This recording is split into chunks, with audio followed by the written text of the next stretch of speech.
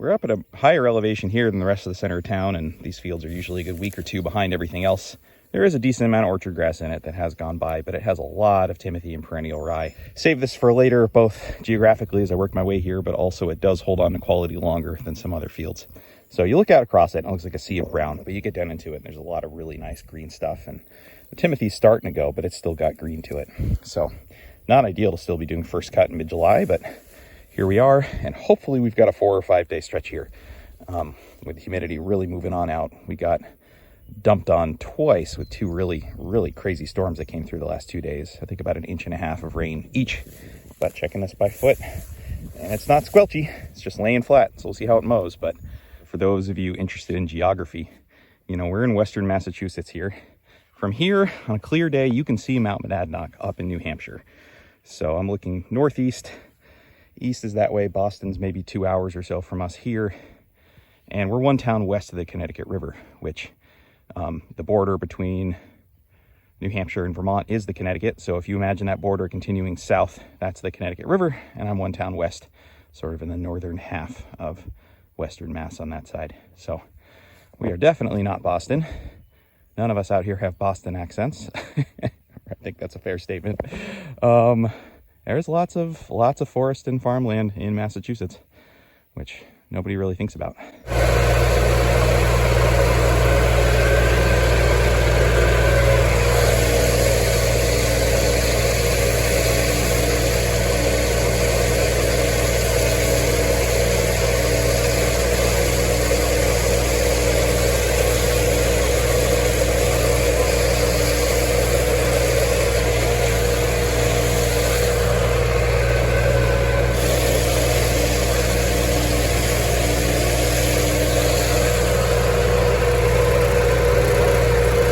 Sun is out, so with any luck this 3 or 4 or 5 day stretch be enough.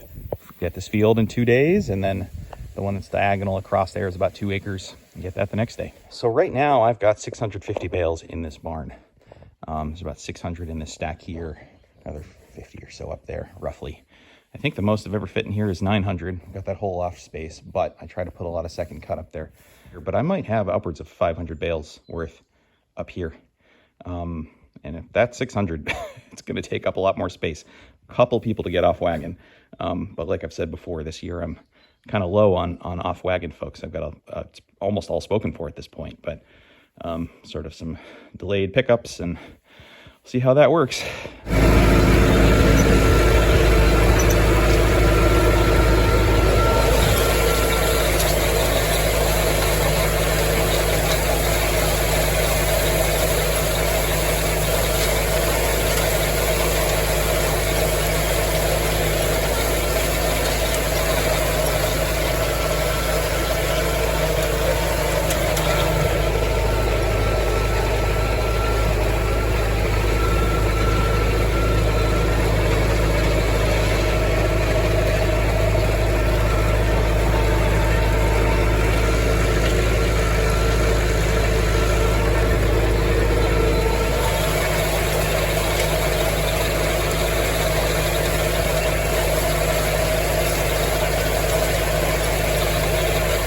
There is a lot here, and this has turned into the nicest drying day I think I've seen in a month.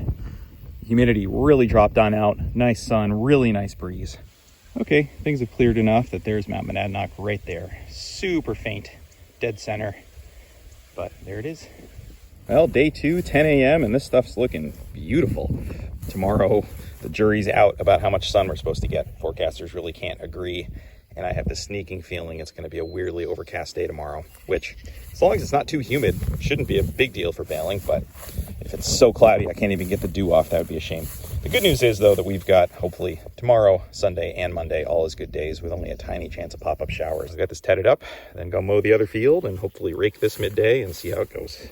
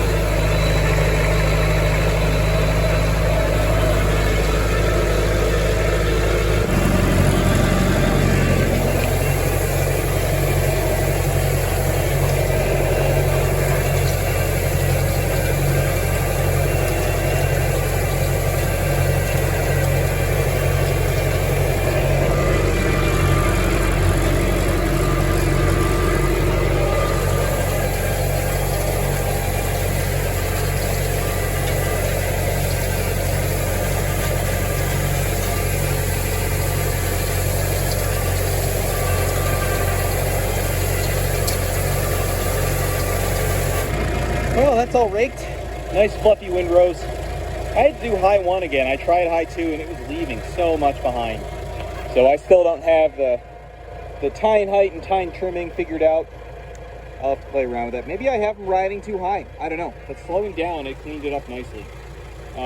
The re-rake I can definitely do high 2 tomorrow, I think, and that'll be no problem. All right, it's a little after 10 a.m. Just had a hay customer get about 70 bales out of the barn, so still have about 600 in there.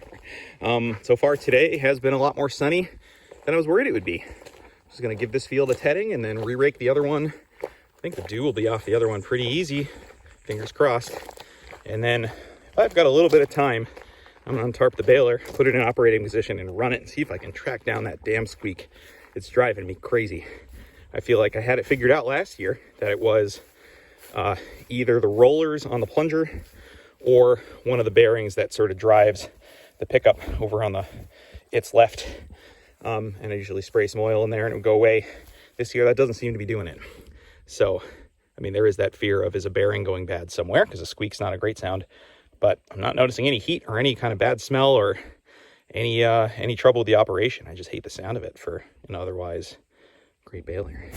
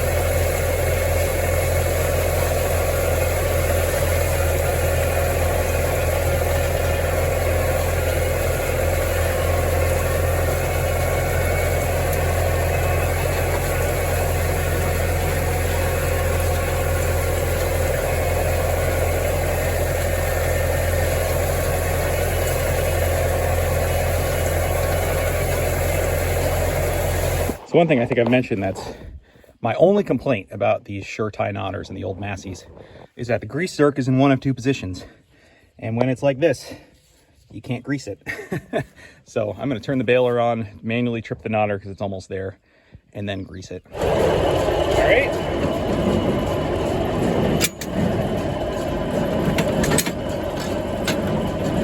There it is. Well, I've lubricated every joint I can think of, and no squeak right now. I don't know. I guess I'll take that. Not very scientific of me, though. I should have done one at a time and tested it. All right, those windrows feel great. It's 1:15. I think it's Bale o'clock. Probably put together a couple wagons and then stop and rake up this field and then keep going. But we'll see what happens. I would like to get this one raked today, and I don't want to run myself out of time. 101 on the first wagon, and they're coming together beautifully. Right in the pocket of 9 to 10%. Just what we want to see. So making some nice solid bales. Got 4 wagons. Game on.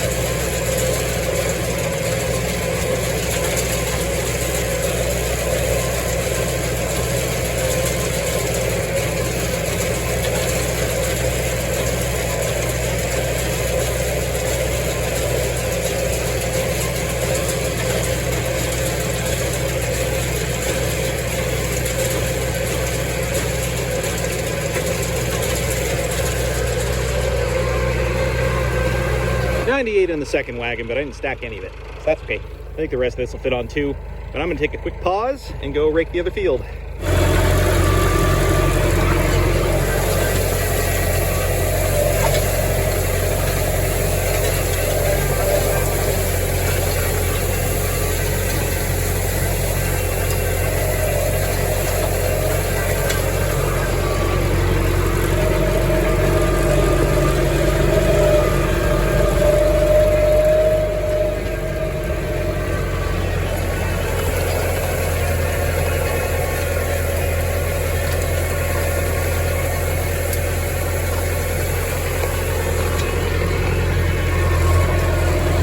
May have just found the world's luckiest garter snake.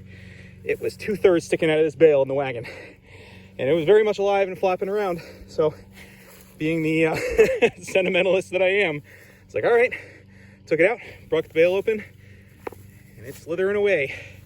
Wow, that guy went for quite a ride.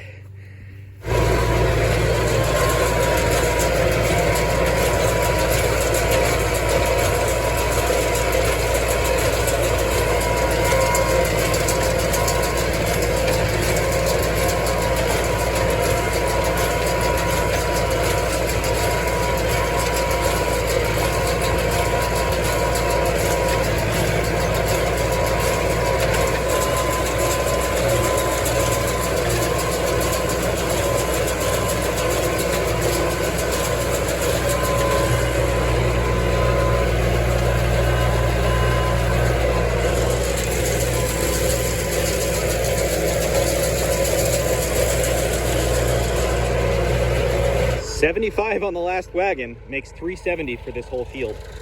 By mapping, it says this is only 3-something acres, or is it 2.7? I don't know. I mean, I used to do this knoll over here, so that's a heck of a yield, though. It looks bigger than 2.5 acres to me.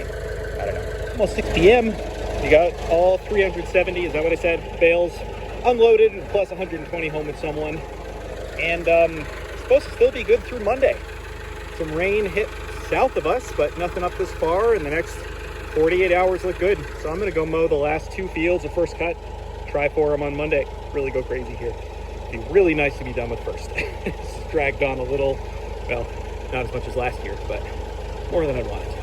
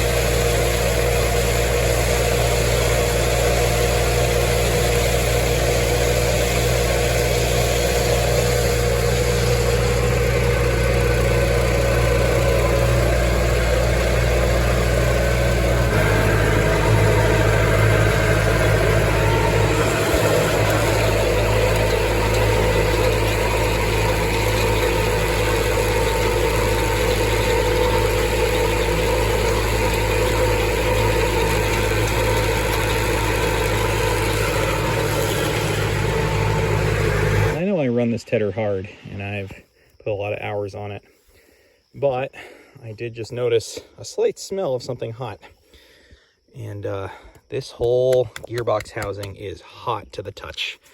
And we've got, no, I can't do it right now, but this bit is popping in and out just a little by hand. So I think there's a bearing or something that's going bad in there. The thing is that I'm not sure how much money I really want to keep putting into this tedder with all of its quirks, but I do know that it has a little hatch piece you can drop out there to get at the grease and everything inside. So I think I'm going to do that tomorrow morning. It's relatively non-invasive to take that off and see, maybe there's a nut or something on the gear. Oh, but I'm not sure I want to take anything apart. I just want to see if I can better lubricate to get through these fields. All right, it's the next morning, and I got out here early to see what I can do with the tedder. And here's what we're working with, and this is not a good sign. Nope. I mean, everything's still working in there gear-wise, but I have not looked at those bevel gears in there. It's just a simple 90-degree angle gear setup. And I don't know if there's a nut or something else that's supposed to hold this tight, but I'm assuming that's linked to the gears not meshing correctly if that's pulled out. Not to mention there's something awfully squeaky in there. So with hay down, I'm not going to take anything apart. I'm not going to try to pull this out. That seems like a big mistake. But what I am going to do is open up that plate on the bottom, clear out old grease, see what I can see in there. And then I know penetrating oil and grease don't mix well, but well, maybe I'll try fluid film first. But I'm going to see if I can temporarily lubricate something, worst case scenario. Because the header's still working. It's just making a bad sound. Well, not that bad of a sound, just a squeak occasionally. But the heat is, it was noticeable yesterday. But like I've said, I've had this tedder for, what, 7, 8 seasons now, and I never thought it was going to be a forever tedder. So I don't intend to break it, but the hay takes priority. All right, I'm wasting a little bit of time by filming this, but that was the hunk of grease on that plate up in there. And yeah, you can see the 2 bevel gears, and I got to investigate that, and I think it's just a nut. So I don't know if that's loose, but that wouldn't account for the heat. So I bet there's something going wrong with the bearing further in there. But this tells me this would not be an outrageous project to take that apart. What I just don't want is for there to be parts of a bearing that are still doing their thing. And if I pull that out, pieces are going to fall out and suddenly there's nothing supporting it. And like I said, I got to be able to TED today. Well, here's what we got going on. Grabbing the end of the PTO shaft. Yeah, that was a lot of play back and forth, and there's even a little bit of side to side, which means, yeah, something's clearly gone or going bad in here, bearing-wise. The problem is, that is a giant nut on this thing, and the washer is all kinds of actually broken and bent. I'm assuming from meshing with this, although I don't quite know why. Maybe just from pulling too much. The washer on this gear is still pretty good. But I mean, that's a big, this thing's metric, and that's bigger than 32 millimeter. And the only other thing I have is an adjustable, and that can't fit up in that cavity there. So I think it might be, ooh, yeah, look at that. You can push it. So that's a lot more play than we want. But I'm kind of out of luck right now. I can hear the jokes about how much I TED as far as wearing this thing out, but I'm actually amazed it's lasted this long. So I'm going to grease that pretty thoroughly right now and actually see if I can spray some fluid film in from the back side here as well as from the front there.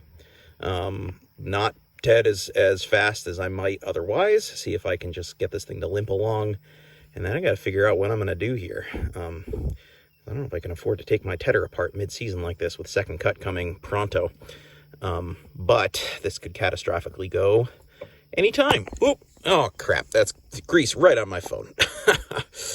Well, here's what I've done for now. I sprayed a lot of PB Blast in there. Again, knowing that might not be the best move with the grease, but just trying to get it to lubricate whatever I can. And then several rounds of fluid film to try to work its way in.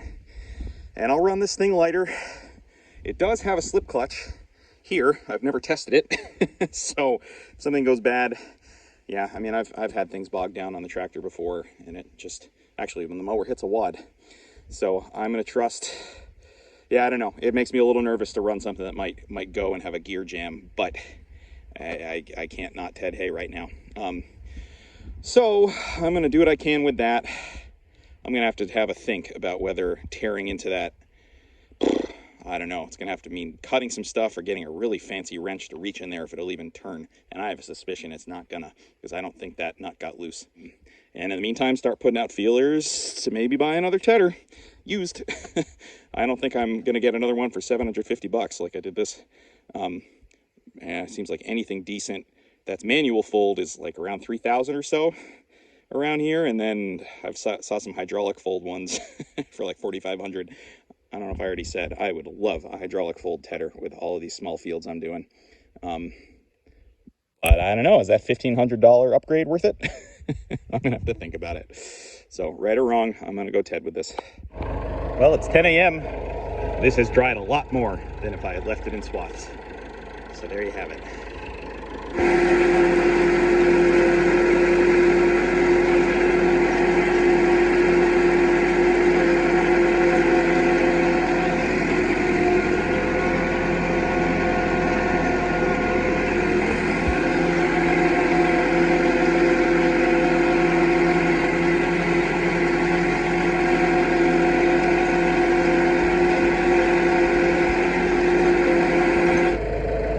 Moment of truth. How hot is it? Oh, it's warm. It's definitely warm. Ooh, no, it's hot. It's hot. Ooh, okay, that didn't that didn't change much. Well, I'm gonna have to be careful with that.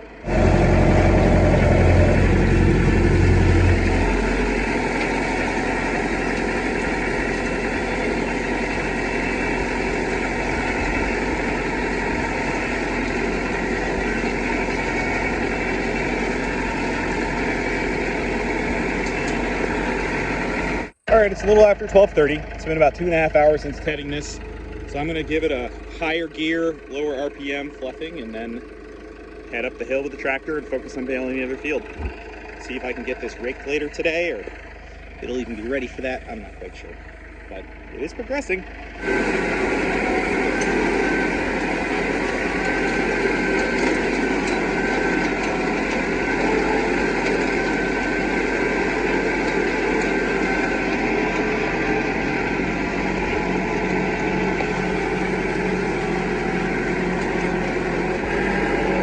This little field is coming out really nice for what time of year it is.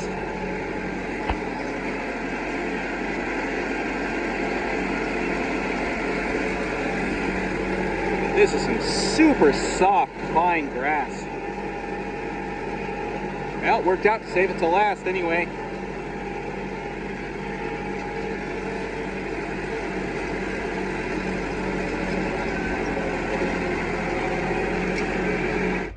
All right, this stuff is coming out beautifully. This field, there is so much Timothy. Yeah, a little bit of dead orchard grass. Other than that, some beautiful Timothy, some nice second growth from the orchard grass.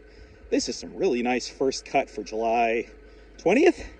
Yeah, it's nice when I have a season that these fields up here can do exactly what I saved them for.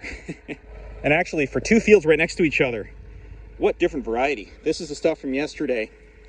Well, I guess the last section of the field yesterday, and this is today's stuff. Oh, so much nicer today. Interesting.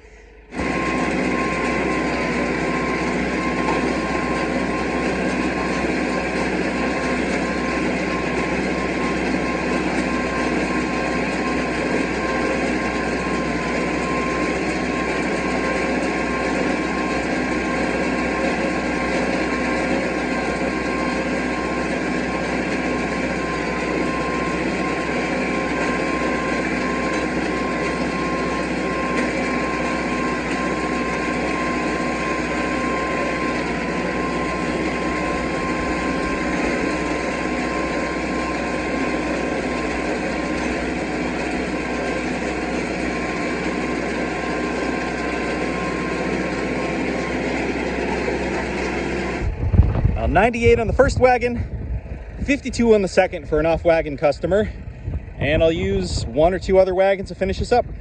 Even if I don't fill them both, it gets tippy over there. Ooh, nice wind.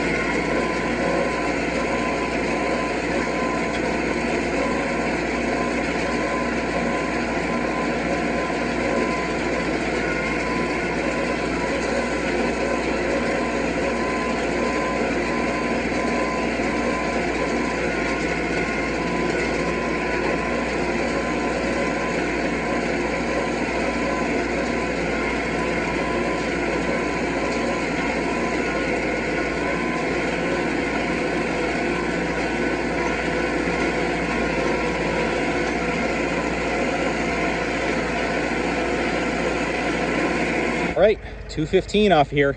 3 wagons. The 4th was just precautionary. Did I just do the math right? 585 for yeah, everything up here. That's a pretty good yield. Anyway, we've got folks already starting to unload the first wagon in the barn, so I'm gonna go join them. Well, that is 1,042 bales in this barn. Still have some space for second cut as I fall over, which is good.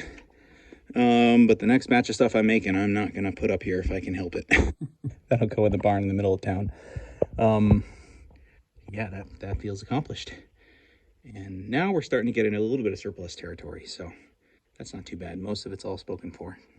Gotta get it moved. Okay, all wrapped up here. It's 4 o'clock. So I'm gonna go bring this down the hill and go rake up those 2 other fields.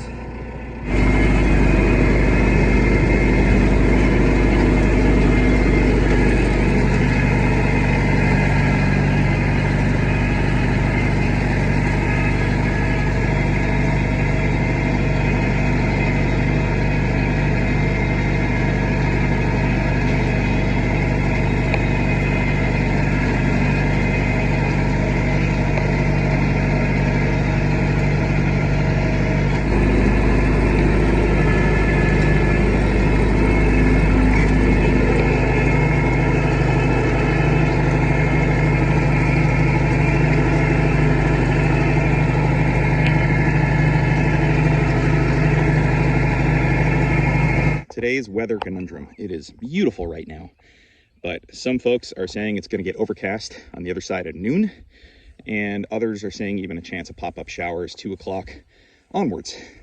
So I'm pretty encouraged by the amount of sun, the amount of early sun this field gets, which is great. This other smaller field with nicer hay in it gets shade until maybe 11 or so. But there's wet ground here, and I just don't know how close this stuff is. With a tight turnaround weather day, I don't know if one re-raking will do it. I really hope so. But if that's my plan, jumping on this too early and burying some of the dew will set me back. So I don't know. I may end up raking this field twice and the other one once, and see if I can bale the other one first and get wagons under cover as I make them. But I'm pretty encouraged by how dry it feels right now already. So I'm going to trust the rotary rake to do what it does best, and hopefully only need to rake this once and go for it. Downside to having raked once, the re-rake is going to pull everything inward, which is great. It leaves a nice gap on the outside of the field to start. But if I have to rake this a second time today, that's pushing all the windrows back out again. And there's fence lines and other things that it gets a little claustrophobic in this field. So I've done it before where if I have to re-rake a second time, I pull it inwards again and make some monster windrows in the center of the field, but just to give myself lots of space around the edge. Well, so far my strategy of using the Vermeer blade clips for the exact right kind of washers on this thing to take up some of the slack is actually working out great, with the exception of the fact that there's weak points in this, and a couple of these arms keep breaking them.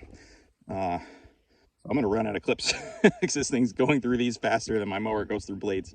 So I don't know if anybody can think of something that's similar to this, but a little more robust. I don't know. Round washers are fine, but then the clip actually starts to slip through them. I don't know. I'm making this up as I go.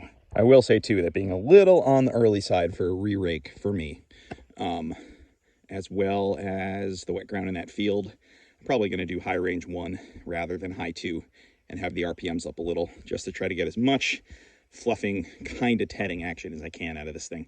I think I'm discovering that, going in high 2 works fine. But if I'm at all worried about aeration of the rows and just want them as fluffy and aerated as possible, going a little slower with a faster PTO speed accomplishes that.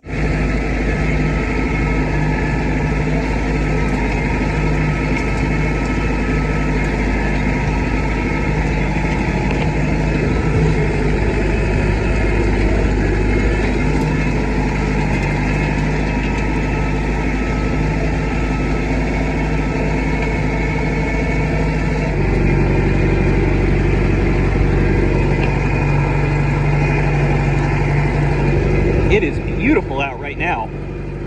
Nice breeze. I can feel the humidity creeping up just a little, but nothing like the past few weeks. We'll see. I'm hoping to only rake this field once There's some green coming up. I think it's dry green, but I'll check it in an hour or so. This is some pretty nice hay in this field for July 22nd. Not ideal, but not garbage by any means. Really soft.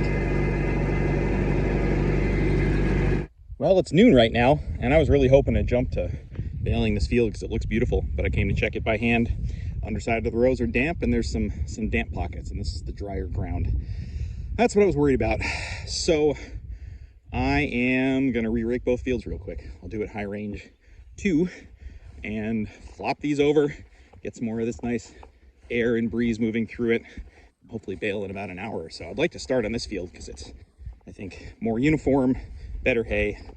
If I'm gonna get anything up today, I'd like it to be this. So, not ideal, not what I wanted to see, but with the top being dry and the bottom being damp, letting it sit here is not gonna do anything. New England. All right, a quick re-rake of both fields. I can smell the damp ground here. And we just got this dense cloud deck that moved over exactly when the hourly said it would. But no rain on the radar right now, so I'm gonna go try to bale the other field and see what I can do. And then come back and try to bale this. Not ideal. Well, I got no idea what to expect here. I know the stuff is fully cured. It's just a matter of how much is it sponging from the air. Oh, and will it be under 15%? There'll be some fudge room. I'll make the bales loose if I need to. Oh boy. Well, I got some dense bales. Started out around 14, 15% down in this corner, got upwards of 16, 17, 18. But enough bouncing around 15, 16. I'm gonna loosen these bales up, I think, and see how this wagon does. I don't know about the other field, but if I've got to dry out mulch after the rain tomorrow, I don't want to be bouncing back and forth. And you know, I already had the pickup on the highest of the field notches, so I just added that. Raise it up a little more, get it more off the ground. If I leave some behind, but it skips some of the moisture stuff, that's fine by me. Well, I keep backing off more cranks. I'm getting the bales to the point where they feel physically okay, but there's some dampness. Moisture meter, again, anywhere from 14 to 18, depending on the spot in the field.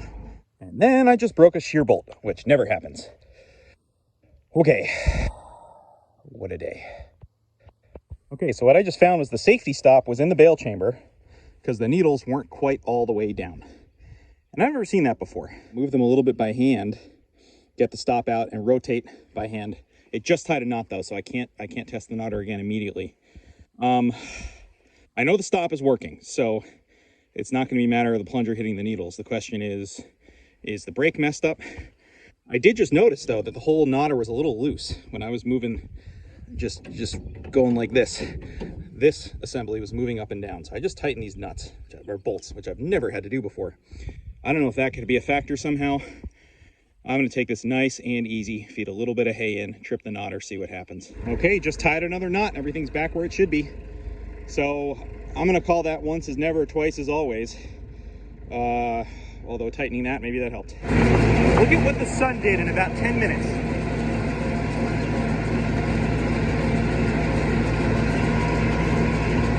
That's crazy.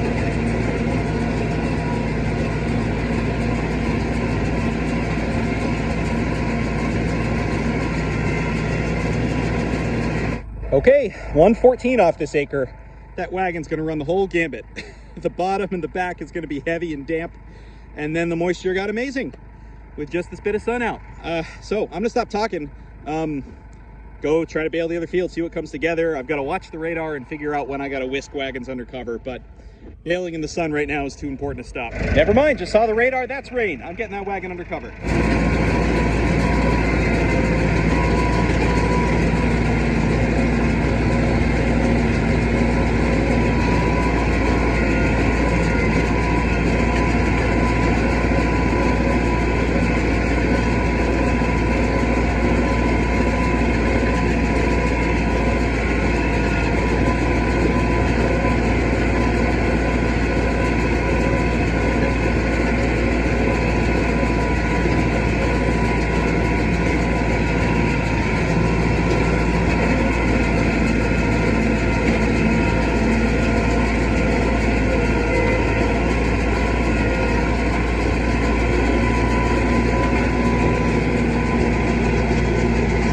right, 100 on this wagon, a few misses.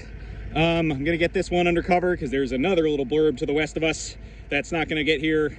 I don't know. Anyway, gonna put this undercover, come back, keep going. I don't know, it's one of those days. I do not know how I'm getting this lucky. 2 wagons undercover, 2 empties. Let's do this.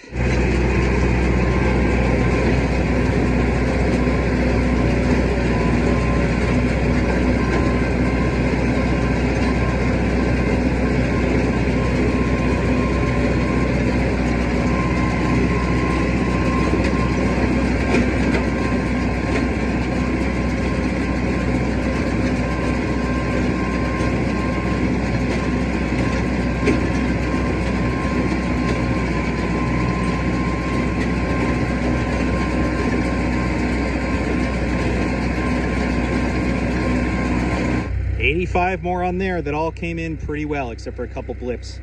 So I'm gonna put the last wagon on, bale that, put one of these 2 up the hill in the barn. We'll unload the 4th one and then see what we have time for as far as unloading anything else that's parked undercover. It's supposed to rain the next few days, so that's not gonna be easy to unload things.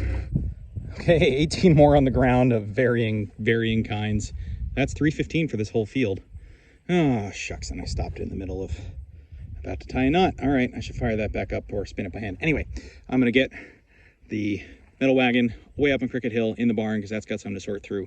Wooden wagon mostly are all good, and so we'll unload that one. They are picking up the last stragglers.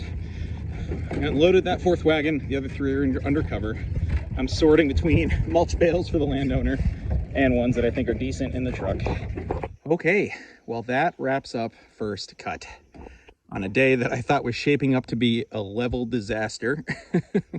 With the sun and the soup and the clouds and the baler acting odd, but got it all in and fewer mulch bales than I thought. 14 of them in that last field, a couple broken, a few that seemed iffy that I give to the landowner for their garden. The funny thing is I just inputted all my numbers. First cut being done, my first cut totals, and this is including mulch bales, this is including broken bales that I didn't rebale. Rebaled ones I don't count again, but if it's broken and I throw it in the woods or something, it's a bale that I made. My first cut total is 5,000 bales on the dot. I don't think I've ever had that happen before. Also, I don't think I've ever made 5,000 first cut before. So, yeah, that's accomplished. We're gonna have a few days of rain, and then I'm gonna start second cut immediately. This is the field we did 3 weeks ago. Just gotta get fertilizer down on this and a few others. I'll hop to second cut on that field right in the center of town that the dairy in town chops first cut. I think the second cut's been regrowing for 8 or 9 weeks now. So anyway, I'm gonna call it good there. 5,000 bales of first cut. Yeah, that feels pretty good. All right, here's some of the stuff yesterday. There's the 900 or so there, and another couple hundred over here. I think we've got 1,150 in the barn right now. At least we've got 2 loft bays for second cut. So I'm gonna be relying on some off wagon folks until we can get some of this first cut out of here.